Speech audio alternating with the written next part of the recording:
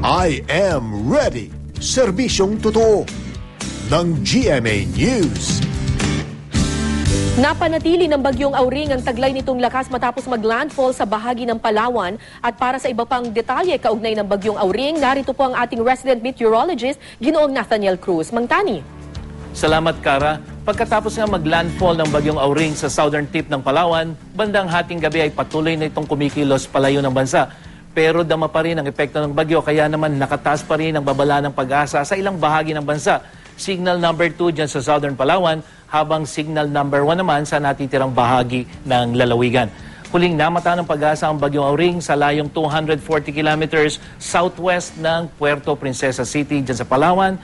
Taglay pa rin itong lakas ng hangin aabot sa 65 kilometers per hour near the center at bugsong aabot naman ng 80 kilometers per hour. Kumikilos ito pakanluran sa bilis na 28 kilometers per hour.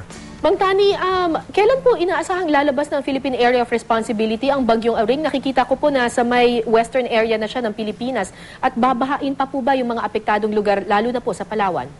Kara, base dito sa storm track ng pag-asa, kung hindi magbabago ang galaw at direksyon nitong bagyong si Auring, mamayang tanghali o hapon, inaasahang lalabas na yan ng Philippine Area of Responsibility. Pero ngayong araw, magdadala ito ng pag-ulan dyan sa mga probinsya ng Palawan, Mindoro at Romblon. At ayon sa pag-asa, asahan ng heavy to intense rainfall dahil sa bagyo. Nasa 10 to 20 millimeters per hour ang ibubuhos na ulan ng bagyo sa loob ng 300 kilometer diameter na sakop nito. Kaya po, inaabisuhan yung mga residente riyan na maging alerto sa posibleng pagbaha o landslide. Ang natitirang bahagi naman ng Luzon ay makakaranas ng katamtamang pag-ulan dahil naman sa Amihan at sa Visayas, magiging maulan din, lalong-lalo na dito sa may eastern portion hanggang dyan sa may central section. Pero inaasahan nating gaganda ang lagay ng panahon dyan mamayang gabi dahil sa unti-unting paglayo ng bagyo. At sa Mindanao naman, magiging maulan din sa malaking bahagi nito, lalong-lalo dito sa may western section. Pero asahan din natin yung unti-unting pagganda ng panahon habang lumalayo yung bagyo, Kara. Mang Tani, kaninang umaga po ay bumuhos ang ulan dito sa Metro Manila. Ano po ba ang dahilan nito? Ito po ba'y dahil rin sa bagyong Auring? At magpapatuloy po ba ang pag-ulan na ito hanggang weekend? Kara, yung pag-ulan dito sa Metro Manila, hindi ito epekto o yung direct effect nitong bagyong si Auring dahil medyo malayo yan sa Metro Manila. Ito ay dulot nung tinatawag nating convergence nung northeasterly at saka nung easterly wind. At ngayong weekend, asahan pa rin natin yung mas maaliwalas na panahon.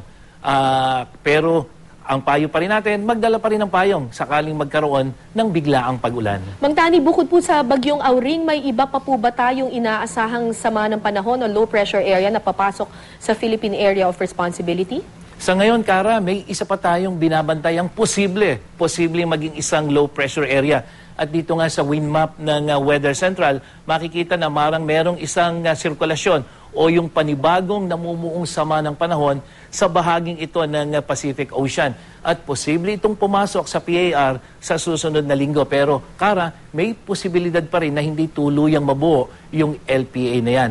At muli po, yung pag-asa ay patuloy na nagbababala na umiwas muna ang ating mga mangingisda dyan po sa seaboards ng northern at central at southern Luzon, lalong-lalo na dito sa may western seaboard ng southern Luzon.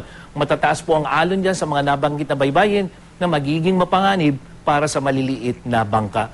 At para sa iba pang impormasyon kaugnay sa taya ng panahon, bisitahin ang website at Facebook page ng GMA Weather. Ako po si Nathaniel Cruz para sa I Am Ready, serbisyong totoo ng GMA News. Maraming salamat po, Ginoong Nathaniel Cruz, resident meteorologist ng GMA Weather.